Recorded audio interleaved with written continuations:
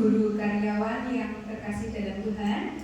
Berikutnya pada kesempatan pada siang hari ini saya akan melanjutkan tentang diseminasi budaya positif.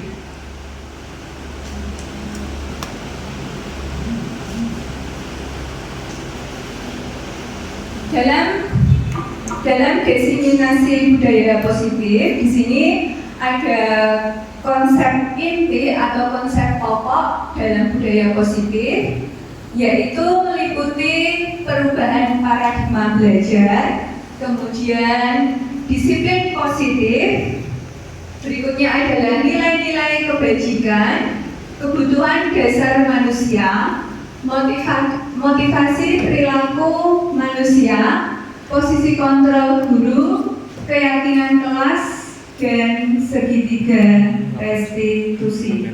Untuk penjabarannya, kita dahulu. Pembelajaran dengan paradigma baru di sini itu merupakan pembelajaran dengan suatu pembelajaran yang dirancang berdasarkan prinsip pembelajaran berdiferensiasi sehingga para peserta didik belajar sesuai kebutuhannya berdasarkan tahap perkembangan sesuai teori psikologi modern untuk mewujudkan profil pelajar Pancasila. Sini kita sudah terbiasa dengan profil pelajar Pancasila itu sendiri ya Bapak Ibu. Untuk profil pelajar Pancasila itu sendiri yaitu bertakwa kepada Tuhan Yang Maha Esa dan bertakwa kepada Tuhan Yang Maha Esa dan berakhlak mulia, kemudian berkebinekaan global, mandiri, bergotong royong, bernalar kritis dan kreatif.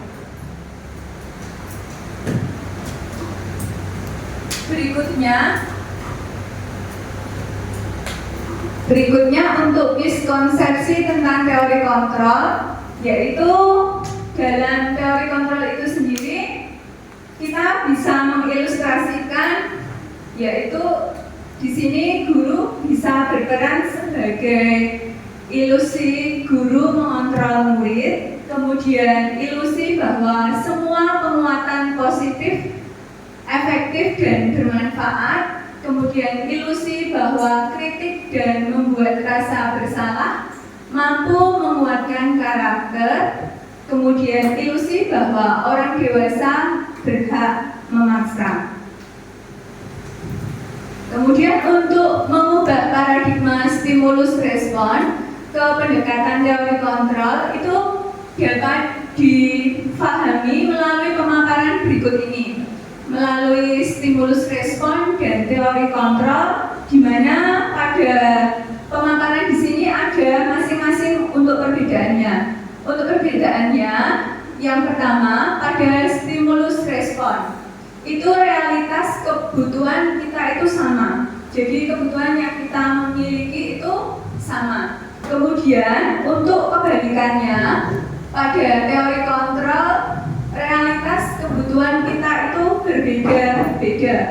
Kemudian pada pemaparan stimulus respon, semua orang itu melihat hal yang sama. Namun sebaliknya pada teori kontrol, setiap orang memiliki gambaran yang berbeda. Kemudian pada stimulus respon, kita mencoba mengubah orang agar berpandangan sama dengan kita. Begitu juga sebaliknya, pada teori kontrol, kita berusaha memahami pandangan orang lain tentang dunia. Sedangkan pada teori kontrol, perilaku memiliki tujuan. Pada stimulus respon, orang lain, saya bisa mengontrol orang lain. Teori kontrol, Anda tidak bisa mengontrol orang lain. Kebalikannya ya Bapak Ibu. Kemudian pada stimulus respon, pemaksaan ada pada saat bujukan gagal. Pada teori kontrol, kolaborasi dan konsensus menciptakan pilihan-pilihan baru. Kemudian berikutnya, pada stimulus respon, model berpikir menang atau kalah, sedangkan kebalikannya pada teori kontrol, model berpikir menang-menang. Jadi di sini adalah sebaliknya. Baik itu stimulus respon itu merupakan kebalikan dari teori kontrol. Kemudian untuk disiplin positif itu sendiri itu berasal dari kata disiplina. Disiplina di sini itu merupakan belajar mengacu pada disiplin diri yang memiliki tanggung jawab terhadap apa yang dilakukan berdasarkan nilai-nilai yang diyakini. Tadi sebelum kita membuat keyakinan kelas, Buning sempat mengutarakan tentang apa terdiri dari apa saja keyakinan kelas itu. Salah satunya Buning menyampaikan disiplin. Disiplin itu sendiri kita berasal dari kata disiplina ini ya Bapak Ibu. Kemudian dari disiplin tersebut itu memunculkan suatu disiplin yang positif. Nah, disiplin positif ini merupakan salah satu cara penerapan disiplin yang bertujuan untuk menumbuhkan kesadaran serta memberdayakan peserta didik tanpa imbalan atau reward atau penghargaan, ancaman atau hukuman yang ada. Kemudian sebagai pendidik, tujuan kita di sini adalah menciptakan peserta didik yang memiliki disiplin diri sehingga mereka berperilaku mengacu kepada nilai-nilai kebajikan universal dan memiliki motivasi intrinsik. Intrinsik di sini berarti dari dalam ya Bapak Ibu ya. Dari dalam, kemudian dalam perubahan perilaku ke arah yang lebih baik. Kemudian untuk nilai-nilai kebajikan di sini, nilai-nilai yang disepakati bersama lepas dari suku, bangsa, agama, bahasa maupun latar belakang yang ada. Jadi untuk contoh nilai kebajikan di sini dalam nilai kebajikan institusi organisasi itu ada 3, yaitu profil pelajar Pancasila. Tadi kita sudah membahas ya, yaitu beriman dan bertakwa kepada Tuhan Yang Maha Esa, kemudian berakhlak mulia, berkebinekaan global, bergotong royong, mandiri, kreatif, dan bernalar kritis. Kemudian untuk yang kedua yaitu IBO atau Primary Years Program. Di sini adalah toleransi, rasa hormat, kemudian integritas mandiri, menghargai, antusias, empati, mempunyai keinginan tahuan yang tinggi, dan kreativitas, kerjasama, percaya diri, dan mempunyai komitmen. Kemudian untuk yang ketiga di sini adalah keterampilan hidup atau life skill. Di sini dapat dipercaya, lurus hati, menjadi pendengar yang aktif, tidak merendahkan orang lain, dan memberikan yang terbaik dari diri yang dapat diimplementasikan dalam kehidupan sehari-hari. Berikutnya, untuk kebutuhan dasar manusia di sini itu dapat kita pahami merupakan segala sesuatu yang kita lakukan untuk mendapatkan apa yang kita inginkan.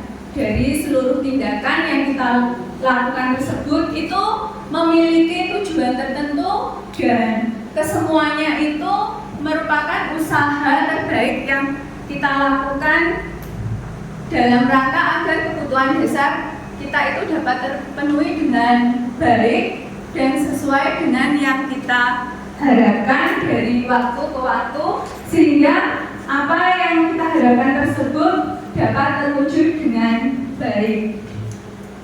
Berikutnya untuk 5 kebutuhan dasar manusia. Ada 5 di sini. Untuk yang pertama itu kebutuhan untuk bertahan hidup. Untuk bertahan hidup tentunya kita mempunyai kebutuhan dasar yang harus kita penuhi, yaitu diantaranya adalah makanan, pakaian, tempat tinggal, keamanan, kesehatan. Kira-kira ada lagi nggak ya Bapak Ibu? Ada lagi nggak ya Bapak Ibu tentang kebutuhan untuk bertahan hidup? Kenyamanan. Ya, kenyamanan betul Pak Joko dan Pak Andi. Ada tambahan lagi? Kira-kira apa ya? Ada lagi Pak Angga? Mungkin?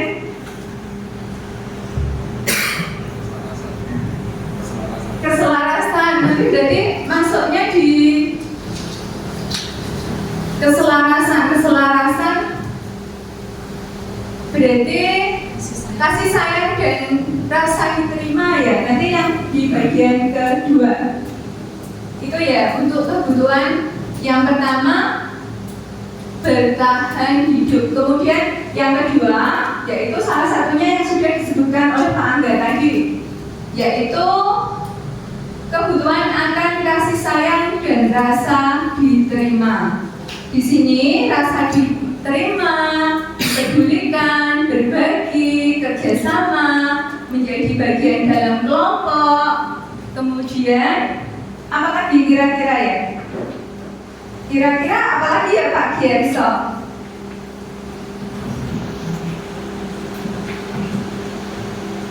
Dihormati. Iya, dihormati, betul. Bisa ya masuk ya Pak ya. Kira-kira apa lagi ya Pak Agi? Sudah ya. Kemudian berikutnya untuk kebutuhan yang ketiga yaitu kebutuhan penguasaan. Dalam kebutuhan penguasaan di sini yaitu ada harga diri, keinginan untuk dianggap, memimpin, berprestasi, diakui, didengar. Kira-kira ada lagi tidak Pak Bayu? Cukup Pak Rega? Cukup Pak Felix? Mungkin ada pendapat? Oh cukup. Bu Marta? Cukup ya? Semua cukup ya? Mungkin yang lainnya? Reward ya? Bisa ya? Adanya reward. Kemudian berikutnya adalah kebebasan, kebutuhan akan kebebasan. Jadi kita itu ya juga perlu bebas juga ya, tidak terkekang oleh aturan-aturan yang ada. Di sini untuk kebebasan di sini itu mandiri, memiliki pilihan, mencoba hal yang baru, mampu mengendalikan arah dirinya. Kira-kira ada lagi nggak? Bebas apa ya? Memilih teman dulu. Ya, bebas memilih teman. Boleh. Oh, tapi nggak boleh sentuh-sentuhan ya Pak. Ya, semua teman gitu maksudnya. Ya, gitu ya Pak. Terus kemudian berikutnya kesenangan ya. Kesenangan di sini adalah bermain, humor, antusiasme dan tertawa. Ya. Oh ya, holiday bisa ya. Betul, Buning, holiday. Kira-kira apa lagi Pak Agi? Pak Agi dari tadi senyum-senyum terus pasti ada pendapat yang lain. Oh, holiday ya. Holiday itu ya termasuk ya kesenangan. Kira-kira ya. Iya, holiday betul Buning ya. Iya, giling. Giling bisa. Gimana Pak? Oh iya, betul sekali. Itu yang membuat amunisi kita. Iya, gajiannya naik. Betul tadi ya. Itu yang membuat amunisi kita bertambah gitu tadi ya. Kesenangan kita senang sekali ya Pak Andi. Kalau gajinya naik yang disampaikan Buning itu tadi. Berikutnya kita kembali lagi ya Bapak Ibu ya. Berikutnya untuk motivasi perilaku manusia. Dalam motivasi perilaku manusia itu dibagi menjadi dua ya Bapak Ibu. Ada motivasi ekstrinsik dan ada motivasi intrinsik kebalikannya ya. Kalau motivasi ekstrinsik itu untuk menghindari ketidaknyamanan atau hukuman yang ada. Kemudian untuk menuju ke tahapan berikutnya itu untuk mendapatkan imbalan atau penghargaan dari orang lain. Misalkan apa ini Bapak Ibu ya? Yang motivasi intrinsik, oh aku melakukan biar dapat imbalan dari orang lain. Itu misalkan contohnya apa ya? Biar dapat ribet dia. Ya biar dapat reward. Mungkin peserta didik tendensinya ya latar belakangnya betul yang disampaikan Buning biar dapat reward atau penghargaan atau hadiah dari Bapak Ibu guru. Seperti itu ya. Kemudian kebalikannya adalah motivasi intrinsik berarti dari dalam ya. Di sini untuk menjadi orang yang merdeka, orang yang mereka inginkan, ya maaf ya Bapak Ibu ya. Mereka inginkan dan menghargai diri sendiri dengan nilai-nilai yang mereka percaya. Itu ada nilai-nilai yang dipercaya. Kemudian, ya contohnya, mungkin Pak Andi bisa memberikan contohnya. Saya tanya Bu. Penghargaan itu kan dari diri sendiri ya, ya dari diri sendiri itu dia itu melakukan dengan tulus tanpa adanya, ya tanpa adanya tendensi di belakangnya seperti itu Pak Andi. Misalkan aku melakukan ini ya memang benar-benar dari hati saya pribadi, tidak ada nanti biar kesadaran diri, nanti biar aku itu dapat reward, biar dapat penghargaan, biar dapat hadiah, itu tidak seperti itu, tapi memang benar-benar tulus dari hatinya sendiri. Seperti itu kita Andi ya. Baik, terima kasih Pak Andi. Terus kemudian kita lanjutkan ya. Berikutnya ada perbedaan antara hukuman, konsekuensi, dan restitusi. Iya, restitusi. Hukuman di sini adalah tidak terencana atau tiba-tiba. Jadi terjadinya mak bedunduk ya. Enggak ada rencana, tiba-tiba tadi ada anak terlambat, kita kan juga tidak mempunyai rencana. Oh, bocah kayak terlambat, nanti langsung nggak suruh push up. Tapi itu spontan ya. Mak bedunduk tadi itu tadi ya. Itu adalah tidak direncana. Kemudian berikutnya murid tidak tahu apa yang akan terjadi atau dilibatkan. Dia tidak tahu kalau hal tersebut terjadi dan dilibatkan. Kemudian berikutnya adalah bersifat satu arah. Kemudian berikutnya berupa hukuman fisik atau psikis ya. Berikutnya konsekuensi. Konsekuensi di sini terencana atau disepakati sesuai peraturan. Murid tetap dibuat tidak nyaman. Sikap guru selalu memonitor murid. Kemudian untuk restitusi, proses menciptakan kondisi bagi murid untuk memperbaiki kesalahan. Kemudian proses kolaboratif yang mengajarkan murid untuk mencari solusi sendiri. Jadi siswa mengambil solusi sendiri. Kemudian di sini ada 5 posisi kontrol guru. Guru itu biasanya sebagai penghukum, pembuat merasa bersalah, sebagai teman atau sahabat, ya besti, tuh Buning besti. Saya kalau lihat statusnya Buning itu bestian sama anak-anak itu menganggap ya murid sebagai teman, selfie sama anak-anak itu, ya itu termasuk sebagai teman ya, menganggap anak-anak. Posisi kontrol guru sebagai teman, kemudian sebagai pemantau, kemudian sebagai manajer. Bertanya Bu Rama. Ya. Itu yang terbaik kita guru sebagai apa? Menurut Bu Rama dan sebagai apa sebenarnya kita sebagai guru? Di antara 5 itu. 5 nanti akan sampai sana. Iya. Baik Buning, nanti kita akan lanjut di penjabaran berikutnya. Kita itu baiknya itu sebagai penghukum, pembuat merasa bersalah, teman, pemantau atau manajer. Okay. Baik, terima kasih Buning. Untuk berikutnya ini ya Bapak Ibu ya. Contoh penerapan 5 posisi kontrol guru. Misalkan kasusnya di sini adalah siswa atribut lengkap saat upacara bendera. Sering ya kita temui ya? Iya, di sini sebagai penghukum hormat pada bendera selama 1 jam. Kemudian sebagai pembuat merasa bersalah, berapa kali ibu bapak harus memberitahu kamu selalu saja mengecewakan ibu bapak.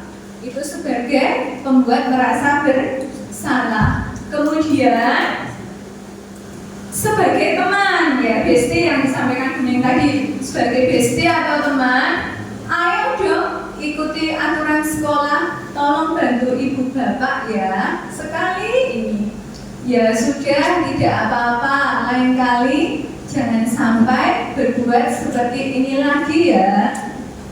Itu sebagai teman. Kemudian sebagai pemantau, kamu sudah melanggar peraturan sekolah, kamu tahu konsekuensinya. Setelah upacara, kamu beli atributnya ke koperasi dan jangan diulangi lagi ya. Itu sebagai pemantau. Kemudian untuk yang terakhir yaitu sebagai manajer, posisi kontrol sebagai manajer. Posisi kontrol sebagai manajer di sini, apakah kamu tahu kesalahanmu? Kira-kira bagaimana kamu memperbaiki kesalahanmu tersebut? Baik Bapak Ibu, berikutnya saya akan membagikan lembaran kepada Bapak Ibu guru karyawan di sini. Kira-kira pada posisi kontrol apakah yang akan saya share kepada Bapak Ibu guru dari ilustrasi berikut.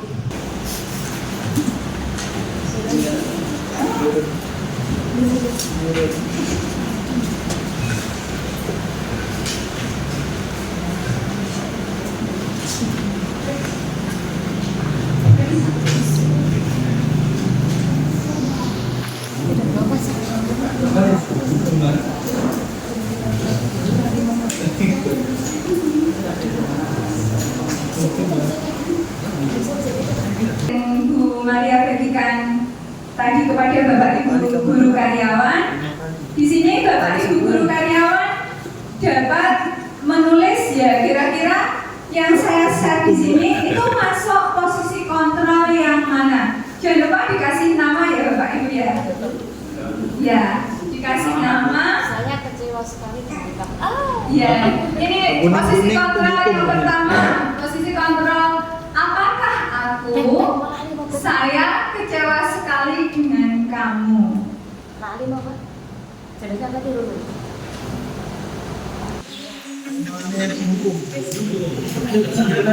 Iya. Ini belum dapat kertas. Ya nanti nyusul ya Pak ya.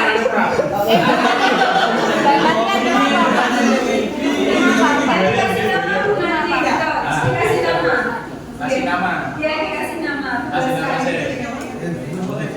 Baik, untuk jawaban yang Ibu Bapak kerjakan itu disimpan dulu. Nanti kalau sudah selesai baru dikumpulkan. Ya, betul. Ya Bu, betul. Ada rewardnya berarti. Ya. Berikutnya kita masuk ke keyakinan kelas. Nah ini yang sudah kita lakukan lagi ya Bapak Ibu ya. Yang kita Bu Eria tadi maju ke depan satu persatu kita membuat keyakinan kelas. Pakai istiqomah tadi ya. Lima. Ya. Ya. Kita masuk berikutnya ya. Mas sifat abstrak. Kemudian berupa pernyataan universal. Kemudian dibuat dalam pernyataan positif. Kemudian sedikit saja agar mudah diingat. Jadi keyakinan kelas itu tidak panjang lebar ya. Beda dengan peraturan. Itulah tadi perbedaannya ya. Kemudian sesuai dengan kondisi kelas dan sekolah sehingga mudah diterapkan. Kemudian semua warga sekolah atau ya Buning, semua warga sekolah atau warga kelas dilibatkan saat membuat keyakinan kelas. Contohnya tadi ya Bapak Ibu ya, pas kita maju ke depan itu tadi. Itu contohnya keyakinan kelas. Kemudian kita masuk ke segitiga restitusi. Segitiga restitusi. Segitiga itu sisinya ada berapa ya Bapak Ibu? Iya betul, 3 ya. Biar nggak ngantuk. Jadi kita sambil mengingat ya. Segitiga itu ada 3. Yang pertama yaitu untuk tahap yang pertama, sisi yang pertama itu adalah menstabilkan identitas. Kemudian tahapan yang kedua, validasi tindakan yang salah.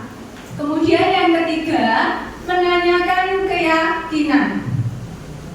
Nah, segitiga restitusi itu sendiri merupakan suatu proses dialog yang dijalankan oleh guru agar dapat menghasilkan murid yang mandiri dan bertanggung jawab. Kemudian dalam tahapan segitiga restitusi itu ada menstabilkan identitas berdasarkan prinsip membuat kesalahan adalah bagian dari proses pembelajaran. Di sini berbuat salah itu wajar. Tidak ada manusia yang sempurna. Ibu atau bapak juga pernah melakukan itu. Ibu atau bapak tidak mau mencari siapa yang salah, tapi ibu atau bapak ingin mencari solusi dari permasalahan ini. Berikutnya adalah kamu berhak merasa begitu. Itu adalah tahap menstabilkan identitas. Berikutnya, tahap yang kedua adalah validasi tindakan yang salah. Dalam validasi tindakan yang salah di sini, itu berdasarkan prinsip setiap perilaku berupaya memenuhi suatu kebutuhan tertentu. Sini ilustrasinya adalah kamu pasti punya alasan mengapa melakukan hal itu. Padahal kamu bisa melakukan yang lebih buruk dari ini ya. Kamu patut bangga karena telah melindungi sesuatu yang penting buatmu. Berikutnya, kamu melakukan karena mempertahankan sesuatu yang penting bagimu. Itu tadi adalah bagian dari validasi tindakan yang salah. Berikutnya adalah yang ketiga, yang terakhir ya Bapak Ibu, menanyakan keyakinan. Berdasarkan prinsip teori kontrol bahwa pada dasarnya kita termotivasi secara intrinsik.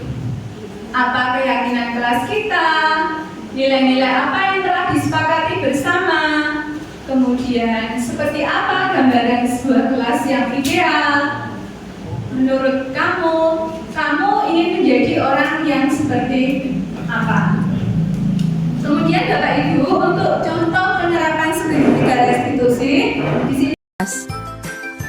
Pada menstabilkan identitas di sini, berdasarkan prinsip membuat kesalahan adalah merupakan bagian dari proses pembelajaran itu sendiri. Kemudian menjadi menggeser identitas gagal ke identitas yang sukses dan berkembang dengan baik. Untuk yang kedua yaitu validasi tindakan yang salah.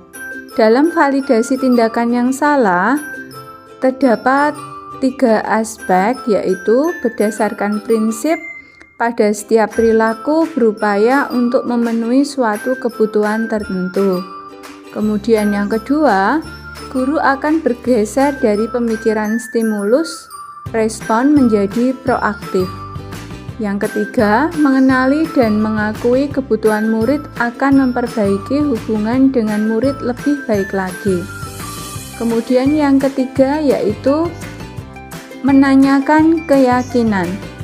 Dalam menanyakan keyakinan, murid akan diberi pertanyaan-pertanyaan bermakna untuk memunculkan motivasi secara intrinsik dan mampu mengaitkan keyakinan dengan tindakan yang salah.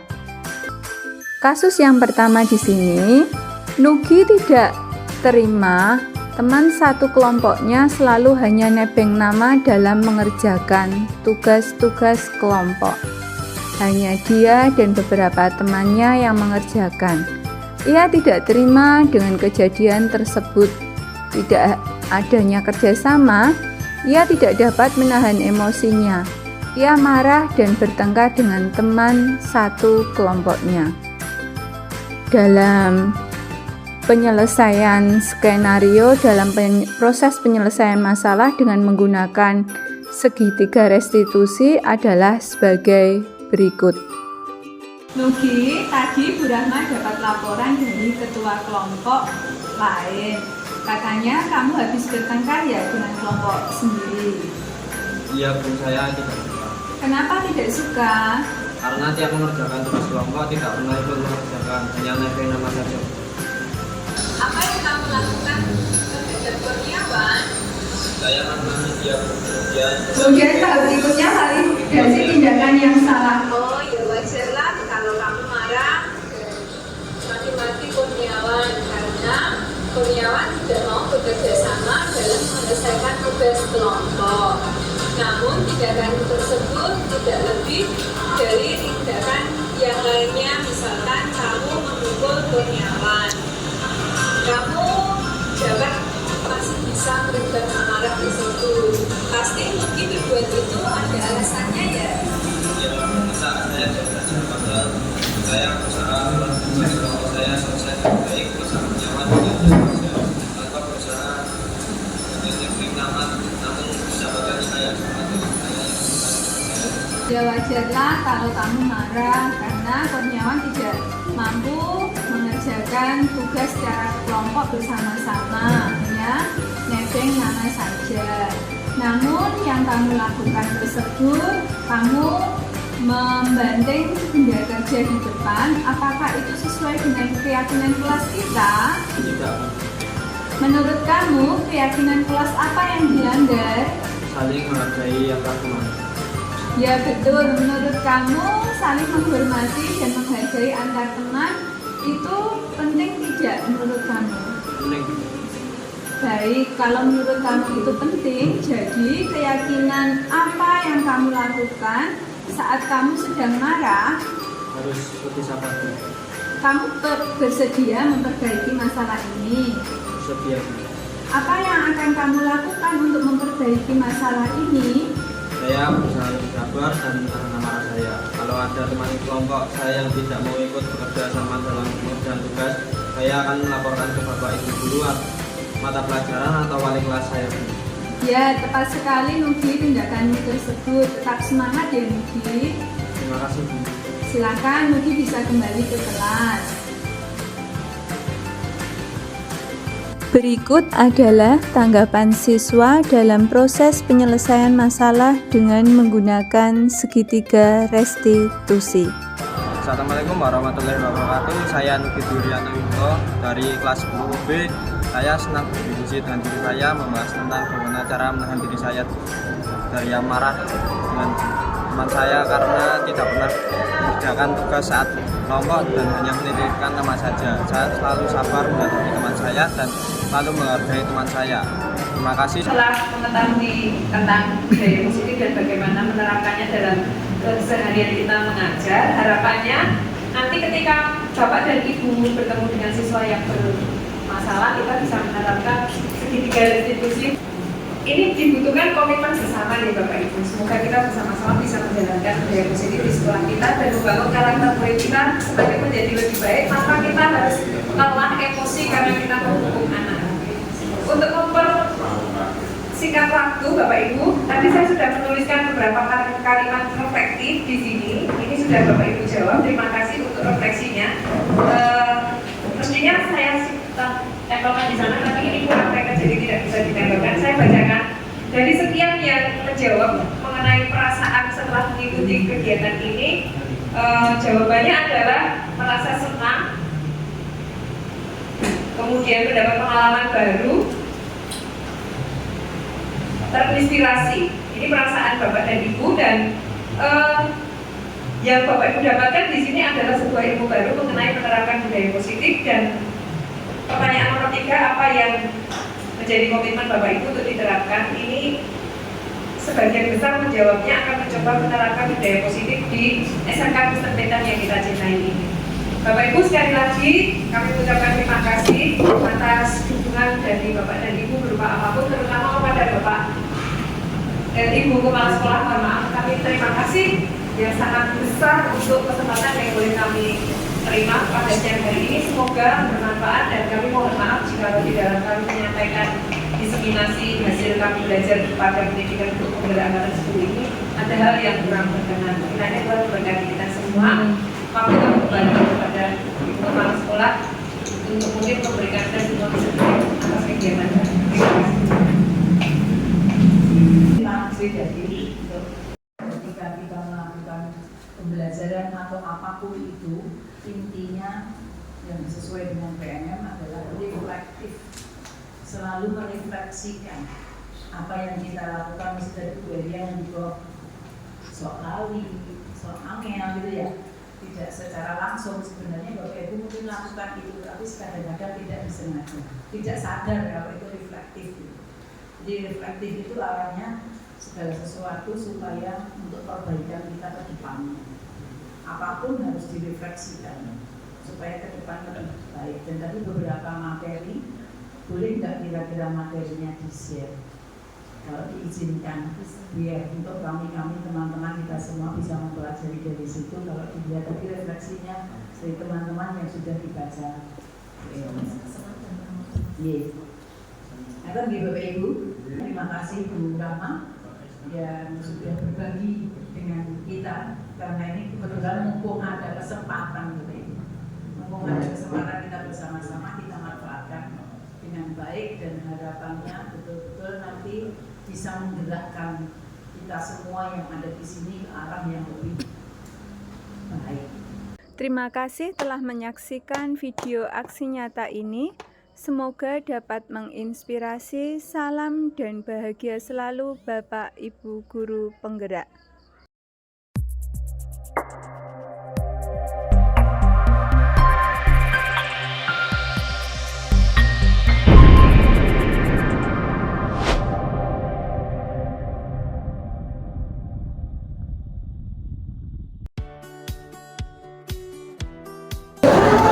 Selamat pagi. Baik anak-anak, hari ini kita akan membuat keyakinan kelas. Dari keyakinan kelas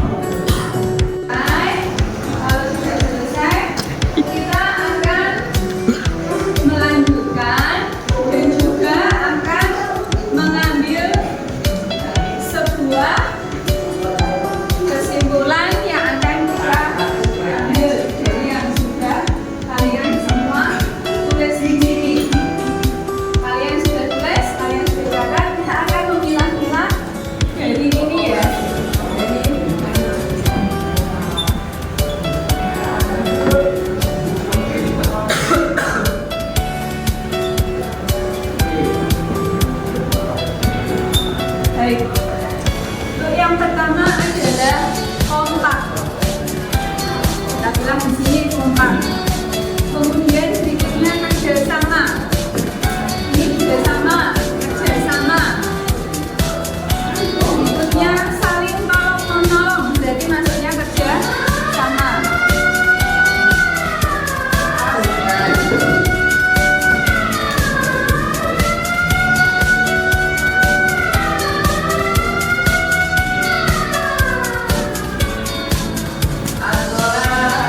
Berikutnya adalah disiplin.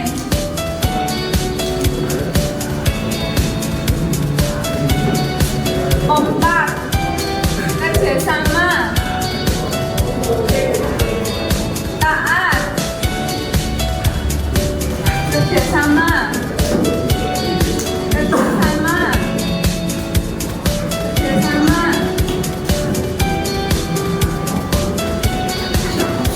sopan santun, taat, taat, kompak, kompak, menghargai guru dan teman, sopan santun, kemudian kerjasama, kemudian saling tolong menolong, berarti di sini kerjasama, saling tolong menolong berarti kerjasama ya maksudnya ya. Terus kemudian kompak, membaca tugas sesuai rolling, kerjasama,